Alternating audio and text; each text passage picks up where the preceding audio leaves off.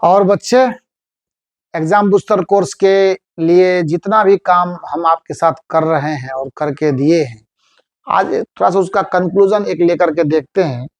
क्योंकि रोज का रोज तो हम वीडियो बनाते ही हैं आपके लिए, और आपका रेस्पॉन्स भी बहुत बहुत बेहतर इसके रिगार्डिंग रहा है। पर कभी कभी कुछ आपको काम भी सौंपने का अब मेरा मन करता है। अब आप ध्यान से अगर देखिए तो फिजिक्स का, अगर आप फिजिक्स की बात करें तो फिजिक्स में दो तरह का लेक्चर हमने आपके लिए अपलोड किया है। एक किया है रेगुलर क्लास। रेगुलर क्लास का मतलब हर चैप्टर लगभग एकदम एक एक पार्ट में बांट करके हमने आपको सिखाया है। चूंकि 3-4 महीना से और हम किए हैं क्या, सिर्फ और सिर्फ तो आप ही के लिए काम किए हैं। शुरू में कुछ 9th के लिए किया था फिजिक्स का, और बाकी सब हम कंसंट्रेट कर गए एकदम 10th क्लास के बोर्ड एग्जाम के ऊपर, और अभी भी उसी पर कंसंट्रेट किए हुए हैं। दूसरा हमने एग्जाम बूस्टर किया।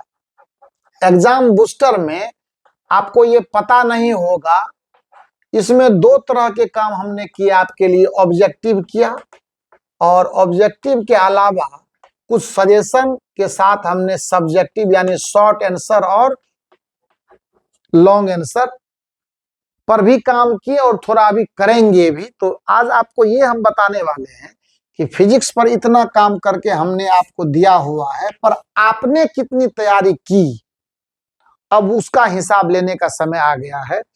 क्योंकि अब आपको जो फिजिक्स में मैं आज होमवर्क दे रहा हूं, और इस होमवर्क का जो रिस्पॉन्स है वो हमारे पास आना चाहिए। कुछ आज देता हूं, कुछ बाद में। अभी लाइट से मैं दे रहा हूं, यानी प्रकाश चैप्टर से, है ना। इसमें आपको परावर्तन के नियम के साथ 1/v प्लस एक ये, दूसरा 1/v plus 1/u equal to 1/f, तीसरा f इक्वल टू r/2, है ना। ये सब प्रूफ करके तैयार करना है आपको। उसके बाद परावर्तन में मुझे तो लगता है कि इससे अधिक काम करना नहीं है, और कुछ सवाल पर काम करना है। बेसिकली आवर्धन पूछता है, तो आवर्धन बहुत अच्छे से मैंने पढ़ाया हुआ है। आवर्धन और अवतल दर्पण पर ज्यादा काम करके रखिएगा। अवतल दर्पण से प्रतिबिंब निर्धारण की जो कहानी है वो बहुत रोचक है, इस पर थोड़ा ज्यादा फोकस करके रखना है। तो ये आपको पूछ देंगे हम आपको। उसके बाद परावर्तन के बाद दूसरे नंबर पर आता है अपवर्तन। अपवर्तन में समतल सतह से अपवर्तन, है ना, और फिर लेंस की कहानी।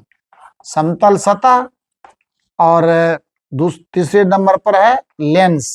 जब लेंस में आएंगे तो लेंस में उत्तल लेंस पर ज्यादा फोकस करना है हम लोगों को, है ना। उत्तल लेंस पर ज्यादा फोकस करना यहां से। और 1/v minus 1/u equal to 1/f, ये प्रूफ कैसे करेंगे, ये और इस पर आधारित सवाल, ठीक है, इसको ध्यान में रखेंगे। और ये अगर ध्यान में नहीं रखेंगे तो सब काम चौपट हो जाएगा, फिर आपको कुछ हाथ लगने वाला नहीं है। तो लाइट में कुल मिला करके उसके बाद आपको ये प्रकाश का प्रकीर्णन है, देखते चलिए सब। प्रकाश का प्रकीर्णन है, उसके बाद क्या क्या है, विवर्तन है, ठीक है, वर्ण विक्षेपण है, वर्ण विक्षेपण है, तारे का टिमटिमाना, सब आपको एकदम पूछेगा। टिमटिमाना, कैसे तारा टिमटिमाता है ना। आकाश नीला क्यों दिखता है, आकाश नीला दिखना। तो ये सारे चीज हमने आपको सिखाए हुए हैं, और इस सब पर आपको उसके बाद इंद्रधनुष का मामला है, ठीक है।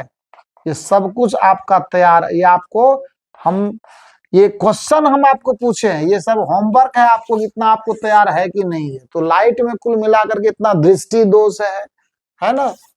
दृष्टि दोष है, दृष्टि दोष तो बहुत पॉपुलर क्वेश्चन है। आंख के विषय में चर्चा करनी है आपको, ठीक है। तो ये आपको लाइट का कुल मिलाकर के इतना काम कर लेते हैं तो आप कंफर्म हो करके रहिए कि आपका क्वेश्चन लाइट से छूटने नहीं जा रहा। प्रकाशिकी में ऑलमोस्ट आप रेडी हैं एग्जाम देने के लिए। तो ये चैप्टर हो गया, तो इतना आप फिजिक्स में कर लेंगे। केमिस्ट्री में माने एक तरह से कंबाइंड आपको टॉपिक हम दे रहे हैं करने के लिए, इसको आप स्क्रीनशॉट ले लीजिएगा। इसका इतना तैयार चाहिए हमको, मैंने खूब मेहनत किया है, तो उसका रिटर्न अब लेने का समय आ गया है। चलिए, फिजिक्स में बस इतना ही काम आपको देते हैं, ठीक है। चलिए, फिजिक्स के बाद आपको अब अगले दिन यानी कल से आपको ज्योग्राफी का क्वेश्चन लाएंगे। ज्योग्राफी आपको क्या कहाँ से तैयार करना वो बताएंगे, और तब फिर और सब्जेक्ट पर भी चर्चा करेंगे। तो ये तो हो गया फिजिक्स का मामला। केमिस्ट्री में आपको रासायनिक समीकरण जो चैप्टर है उसी की बात कर लीजिए। रासायनिक अभिक्रिया, रासायनिक समीकरण जो पहला ही चैप्टर होना चाहिए, है ना। विस्थापन, संयोजन अभिक्रिया, संयोजन अभिक्रिया, इसको आपको, उसके बाद विस्थापन, विस्थापन अभिक्रिया को आपको पता है ना। विस्थापन अभिक्रिया साधारण चीज नहीं है, एकल विस्थापन, द्विविस्थापन है। उसके बाद संतुलित समीकरण क्या होता है, इस पर चर्चा करें। सब आपको बोर्ड में अंधुन पूछा हुआ है सब क्वेश्चन, इसीलिए हम आपको रिवीजन के लिए ये दे रहे हैं कि आप इसको तैयार करके रखिए। समीकरण को संतुलित करने का हुनर नहीं रखिएगा तो सब चौपट हो जाएगा आपको, ठीक है। उसके बाद इस चैप्टर से बहुत ज्यादा काम आगे नहीं करना है। इसके बाद काम करना है अम्ल भस्म पर। आइए, अम्ल, क्षारक, लवण। इसमें अम्ल की परिभाषा, दुर्बल अम्ल और प्रबल अम्ल, इसमें बाइफरकेट करना आपको आना चाहिए। उसके कुछ एग्जाम्पल आपको समझ में आना चाहिए, ये तैयार करके रखिएगा। तो अम्ल और क्षारक और भस्म दोनों में क्या अंतर है, मतलब भस्म और क्षार में क्या अंतर है, अम्ल और क्षार में क्या अंतर होता है। उसके बाद लवण की भी बात हम लोग बखूबी समझते हैं अम्ल क्षार की अभिक्रिया से। इसी में आपको ऑक्सीकरण अवकरण की भी बात करनी है ना। ऑक्सीकरण और अवकरण को परिभाषित करना है उदाहरण सहित, विथ एग्जाम्पल। ऑक्सीकरण अभिक्रिया और अवकरण अभिक्रिया क्या है उसको सोदाहरण व्यक्त करना है आपको। एकदम ये समझिए कि यही सब क्वेश्चन बोर्ड में आ रहा है, रास्ता में बैठा हुआ है, बस आप अगर छोड़ेंगे तो मार्क कटेगा आपका, ठीक है। पीएच स्केल क्या होता है, एकदम अच्छे से इसको तैयार करके रखना है, ठीक है। ये हो गया। तो केमिस्ट्री में बहुत ज्यादा लोड अभी एक ही बार नहीं लीजिए, क्योंकि और फिर दूसरा भी लेक्चर आएगा तो उस पर भी काम करेंगे।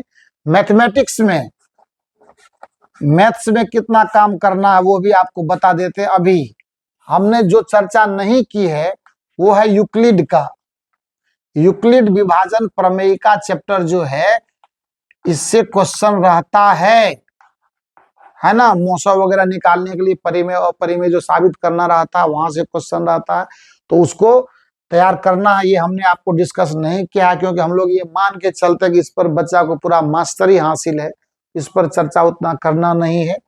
दूसरा है आपको द्विघात समीकरण से, द्विघात समीकरण के मूल निकालना, मतलब इसका बेसिक थ्योरी जो हम आपको पढ़ाए हुए हैं, वो जो minus b plus minus root under b square minus 4ac/2a होता है ना, अल्फा बीटा का वैल्यू, तो वो कैसे प्राप्त करते हैं उसका एक थ्योरी आता है, और वो हमेशा बढ़िया क्वेश्चन माना जाता है। वहां से आप काम करके रखेंगे।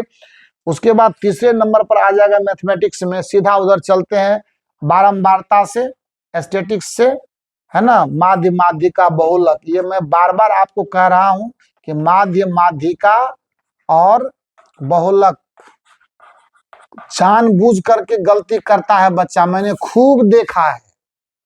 बता दीजिए, समझा दीजिए, सिखा दीजिए, एग्जाम में मार्क कटवा करके गलती फलती बना करके आ जाता है। इसीलिए उसको 5-10 सवाल प्रैक्टिस करके, और आप उसको 2-3 साल का 2025, 24 और 23 इसके बारंबारता सारणी से, द्विघात समीकरण से, तमाम इस तरह के क्वेश्चन को रेडी करके यूक्लिड विभाजन प्रमेयिका से, इतना क्वेश्चन 3 सेशन का 2025 के बाद 2024 और 2022 25, 24 और 22, ये जितने भी हमने आपको टॉपिक गिनाए हैं फिजिक्स में, केमिस्ट्री में और मैथमेटिक्स में, वो इस 3 साल के क्वेश्चन को आप अपडेट करके और क्वेश्चन खोज खोज करके उसको सॉल्व करके रेडी रखेंगे।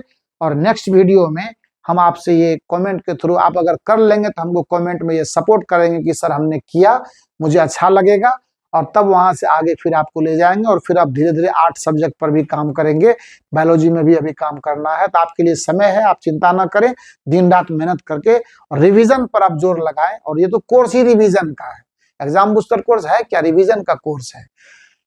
और अपने दोस्तों को अभी भी अलर्ट मोड में लाइए, उसको वीडियो को शेयर कीजिए, लाइक कीजिए, सब्सक्राइब कीजिए, और दोस्तों के साथ बैठकर इस पर ग्रुप डिस्कशन भी किया कीजिए कि ये प्लेटफॉर्म इतना बेहतरीन लर्निंग हम लोगों को दे रहा है, तो क्यों ना इसको प्रमोट किया जाए, क्यों ना इस पर पूरी ताकत लगाई जाए, ताकि प्लेटफॉर्म जब मजबूत होगा तो हम लोग खुद मजबूत होंगे। Thank you so much.